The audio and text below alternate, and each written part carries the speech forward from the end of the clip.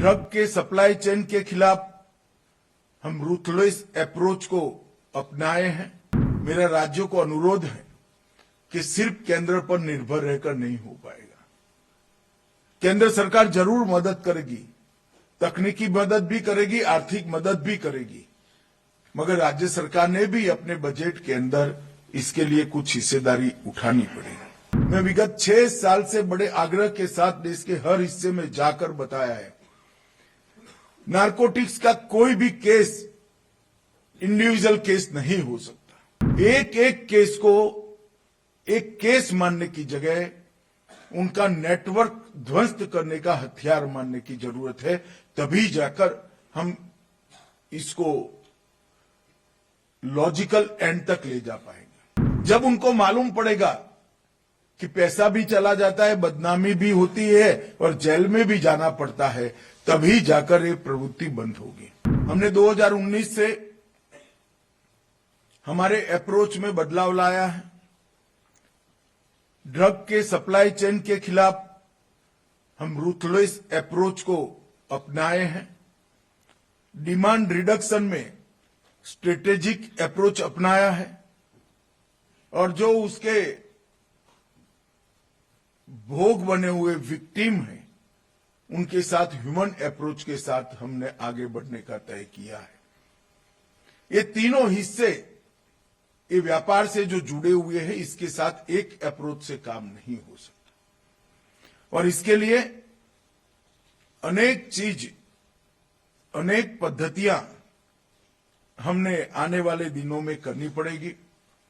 जैसा मैंने पहले कहा, मानस ऐप को लोकप्रिय बनाना, टोल फ्री नंबर को सार्थक बनाना,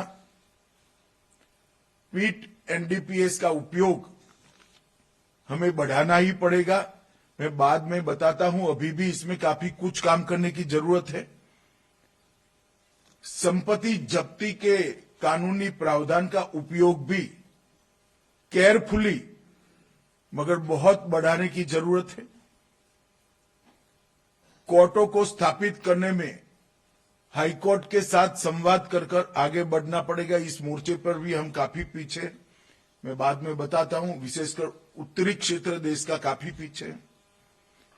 एफएसएल क्षमता की वृद्धि के लिए मेरा राज्यों को अनुरोध है कि सिर्फ केंद्र पर निर्भर रहकर नहीं हो पाएगा। केंद्र सरकार जरूर मदद करेगी, तकनीकी मदद भी करेगी, आर्थिक मदद भी करेगी, मगर राज्य सरकार ने भी अपने बजट के अंदर इसके लिए कुछ हिस्सेदारी उठानी पड़ेगी। टॉप टू बॉटम और बॉटम टू टॉप इन्वेस्टिगेशन बड़ा महत्वपूर्ण है। मैं विगत 6 साल से बड़े आग्रह के साथ देश के हर हिस्से में जाकर बताया है, नारकोटिक्स का कोई भी केस इंडिविजुअल केस नहीं हो सकता। एक छोटी सी पुड़िया उपयोग करने वाला कोई नशेड़ी पकड़ा जाता है तो उसको तो हम नशा मुक्त अभियान के केंद्र में पहुंचाए, मगर वो पुड़िया कहां से आई और पुड़िया से लेकर देश में इसकी एंट्री या उत्पादन कहां तक हुआ, वहां तक का जब तक इन्वेस्टिगेशन नहीं करते हैं, एजेंसियों ने इसको इन्वेस्टिगेशन को समाप्त नहीं मानना चाहिए।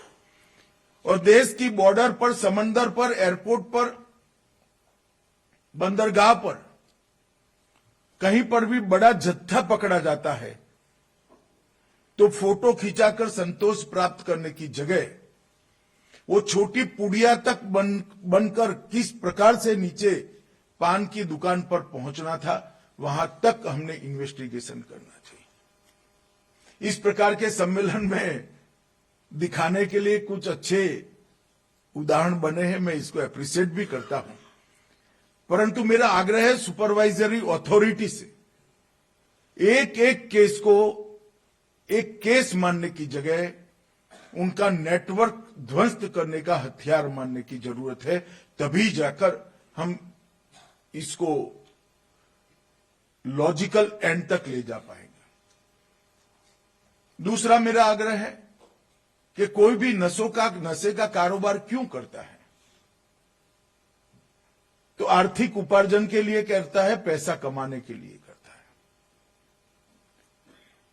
इसका फाइनेंशियल इन्वेस्टिगेशन और संपत्ति जब्त करने की कार्यवाही अब जब तक नहीं करेंगे तब तक ये वृत्ति को रोकने में सफल नहीं होगा। जब उनको मालूम पड़ेगा कि पैसा भी चला जाता है, बदनामी भी होती है और जेल में भी जाना पड़ता है, तभी जाकर ये प्रवृत्ति बंद होगी। तो कोई भी बड़ा केस फाइनेंशियल इन्वेस्टिगेशन करे बगैर समाप्त करने की हम गलती न करें, इसको आगे बढ़ाएं, वो भी बहुत जरूरी है। अगर होल ऑफ गवर्नमेंट अप्रोच को सफल करना है तो एनकोड की सभी स्तर की बैठकों को सजगता के साथ करना भी पड़ेगा, संख्या भी बढ़ानी पड़ेगी और इसको संवेदना के साथ परिणाम लक्ष्य भी बनाना पड़ेगा। इसमें भी अभी मैं आग्रह करना चाहता हूं राज्य के सभी डीजीपी, मुख्य सचिव और मुख्यमंत्री, राज्यपालों को कि जिला स्तर की बैठक पर आप जरूर भाग दीजिए। जिला स्तर पर शिक्षा विभाग, जेल, आरोग्य विभाग, अपना मेडिसिन, केमिकल और फर्टिलाइजर डिपार्टमेंट, पुलिस और राजस्व, ये सारे एकत्रित आते हैं। और अगर एक जिले को हम नशा मुक्त करते हैं तो देखते देखते देश को नशा मुक्त कर देंगे। और जिला पर स्तर पर रणनीति स्थानीय परिस्थितियों के अनुसार बनाई और वहां से ऊपर केस भेजने की व्यवस्था कर दी तो मुझे लगता है कि हमें भारी सफलता मिलेगी। और वहीं पर जब्ती के दौरान जियो टैगिंग, टाइम स्टैंपिंग और वीडियोग्राफी, इसका हमने बड़ा आग्रह रखना पड़ेगा, तभी जाकर हम सफल होंगे।